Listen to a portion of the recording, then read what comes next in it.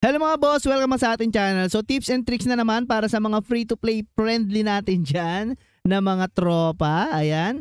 So ngayon magdudual tayo at syempre kailangan meron tayo ditong sample na apprentice. At yan guys, no, so talagang lobby pa at mahina pa itong gagamitin nating pamboost. Ayan. So mas maganda kasi guys na hinuhubad natin yung from helmet, shirt, pants, gloves, and boots natin. No? So para pag nag-repair tayo is hindi sayang yung mapafarm natin na gold, no? Kasi kailangan pa natin siyang i-repair. Unlike na ito lang yung gamit natin mga boss na kailangan i-repair, yung weapon lang natin. So anyway, before anything else, no? So ayan, ito yung apprentice natin, si Potski or si Potspot ulit mga boss. Ayan, so apprentice na natin siya. Ayan, meron tayo dito ngayon nag-iisang apprentice. Ayan, dito sa ating Bellscoot server. Okay, so ngayon ipa-party na lang natin yan mga boss, no? Sa pagkakaalam ko, up to 4 to 5 na pasok ang isang apprentice na level 10, no? Kapag nag-farm tayo. So, party invitation natin siya. Okay, so yes. So, nga pala, ang ginagamit natin dito is VMware, mga boss. Kung gusto nyo matuto kung paano to, panoorin nyo na lang yung mga video ko doon sa ating kabilang YouTube channel. Okay? And then, sa Discord, pwede nyo ma-download yun. Nandun na yung mismong application and then yung software or yung OS na kailangan nyo gamitin, mga boss. Okay? So dito nga pala at make sure lang din na halos 32 GB dapat yung RAM nyo before kayo mag VMware guys, no? So para walang lag na mangyayari.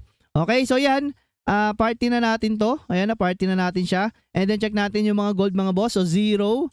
Okay, pating inventory nito, ziniro ko na rin para makikita natin kung magkano yung ma-earn natin per pasok. Okay, so yan, pasok na tayo mga boss. Ayan, pasok na rin natin tong isa. Okay, ayan. So itong technique na to mga boss is para hindi na kayo mahirapan, no? So dito tayo ngayon sa may mababang mobs pa lang. Kasi habang lumilevel din naman yung apprentice nyo, is tumataas din yung dungeon na kaya nyong gawin. So ayan pala, so may quest pa pala tayo dito. So complete natin yan. So nakakuha tayo agad doon. So kuha kayo lagi ng board quest mga boss kasi gold din yan. Okay, so meron tayong isa. And then dito naman sa isa, kuhanan din natin to ng board quest. So palagay ko meron din to mga boss eh. Ayan, meron din siya. All requests. Okay, di natin sasama sa bilang yan. Ayan, nag-level up pa pala to. Okay, so kuha tayo ulit ng quest. Ayan. So dito guys, pasok tayo sa Marauders lang ang kaya ng ating apprentice. Ayan, so Marauders Slayer. Okay, syempre Abyss mode tayo ngayon. So 81 silver daw ang pwede nating earn. Ayan, so enter lang tayo. Okay. So una yung gagawin is punta kayo dito sa inyong apprentice mga boss. Okay. So pagpunta nyo sa apprentice, dalhin nyo agad siya doon sa mga mobs. And then ipadeds nyo siya. Okay, ayan. So para wala na kayong iisipin mamaya. And then balik kayo dito sa main nyo. Kapag na-deadbull na siya, okay, saka kayo pumasok. Ayan. So para mas madali kayo makapasok sa portal na hindi nyo sa kontrolin pa. Okay. Ayan.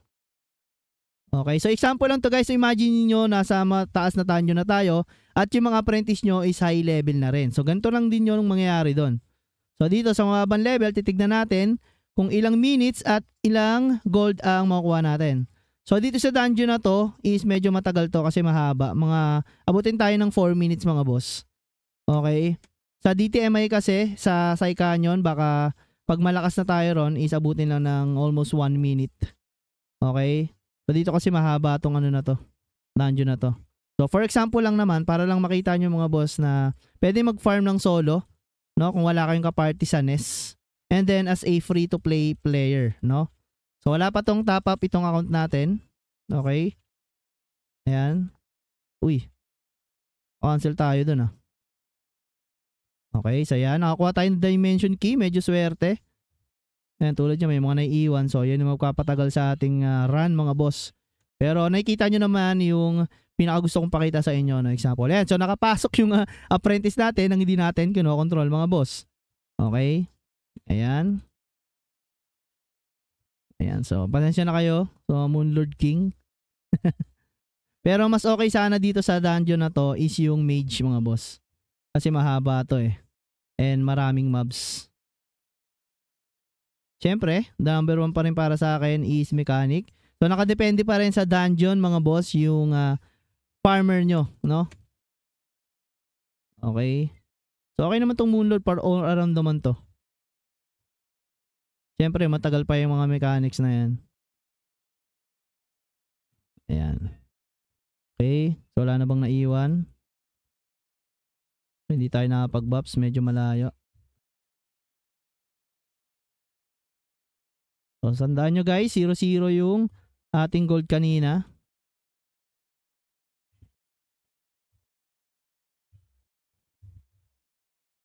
Okay.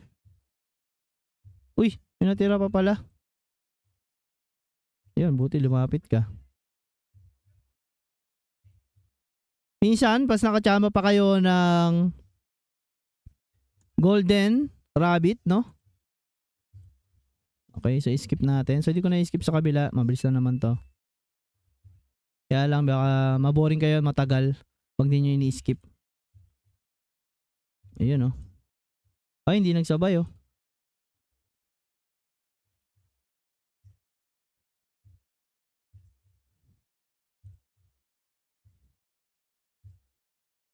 Yun, isa lang namatay.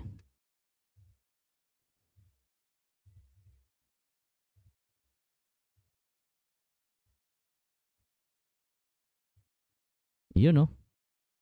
Okay. So, syempre, may makuha tayo dyan diamond fragment. Oh, yun, meron pa tayong ano, nakuwang ano, kiss ulit. So 1 gold yun.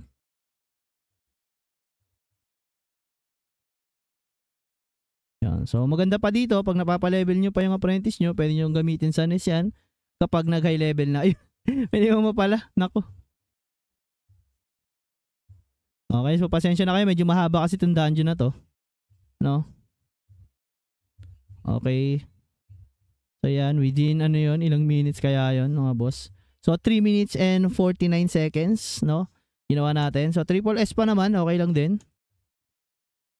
Okay, yan. So pwede kayong pumili dito ng box din. Yan. Gold, so walang kahoy. Good na rin. Ayan, okay. So pambenta, rough altium. So 21 silver yata yan or ayun, no? So kala ko golden ano eh. Rabbit mga boss. Okay. So ayan. Makakuha tayo dyan ng syempre diamond crystal fragment. Ayan. So dito. So 5 lang nakuha natin pala.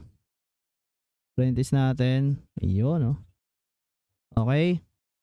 So back na tayo sa town, no? So hindi na natin kukunin yung quest, no? Kasi nga nakuha na natin kanina. So para kasama na sa bilang. So tandaan nyo guys. So 0 yung ating diamonds gold kanina. So meron tayong 1 gold and 40 silver. So wag na natin sama yung silver, no? And then punta tayo doon sa pagbebentahan natin. Para makita natin kung magkano yung earn natin gold per pasok. Tandaan nyo, low level pa lang yung dungeon na pinasok natin mga boss, ha. Okay. So ito yung kinita natin. So blacksmith purchase. Ayan. Pabenta na natin lahat to. Okay, kasama na to. Ayan. So ito nakakuha tayo ng 5 piraso, no? And then isang rough agate.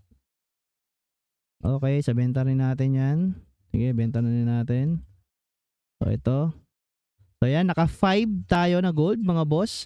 So punta naman tayo dito kasi may napulo tayo. Okay, sa trading.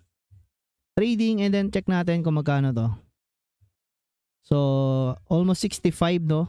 So try natin mag-register mga boss kung ilan yung 65 silver. So 3 gold. So parang 8 gold, no? 8 gold ang na-farm natin dito sa ating level 30 sa loob ng 3 minutes mga boss. Okay. So ito naman, check natin mga boss kung ilang gold ang na-farm natin dito. Okay, so medyo mahaba yung dungeon pero medyo malaki-laki yung silver. Okay, ayan. So benta natin yung mga pwede nating ibenta. Ayan. Okay, so 0 din to kanina.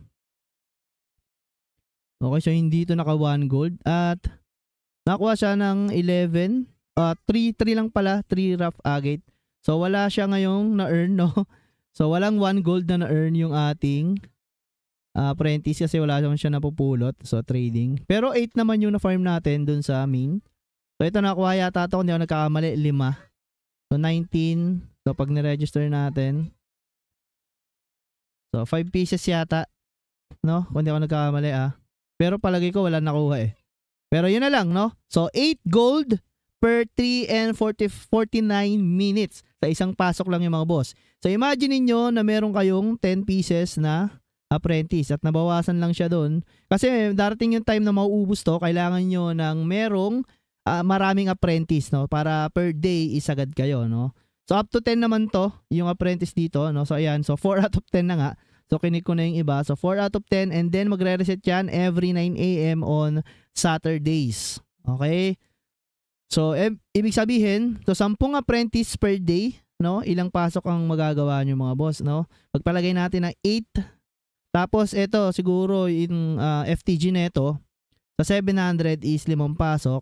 So 8 times 4 is 32, no? 32 gold. So 320 gold per day, no? Yun yung calculation natin. Okay? So correct me if I'm wrong na lang, no? Siyempre kung 8 gold yung makukuha nyo per run. Okay? Pero kung hindi naman 8 gold, so bawas-bawasin nyo na lang. Pero almost talaga, no? Kulang-kulang 300 per day ang gold na ma-earn nyo kapag meron kayong 10 apprentice. So mahirap lang sa umpisa kasi gagawa kayo talaga ng level 10 na apprentice nyo. Pero wala pa naman yung 30 minutes mga boss, no? So level 10 agad kayo. Okay? So yun yung ating tutorial for today's video. Sana makatulong yon and then para na rin sa mga farmers natin dyan na free to play dito sa ating Dragoness. Okay? So again guys, maraming salamat. Bye-bye.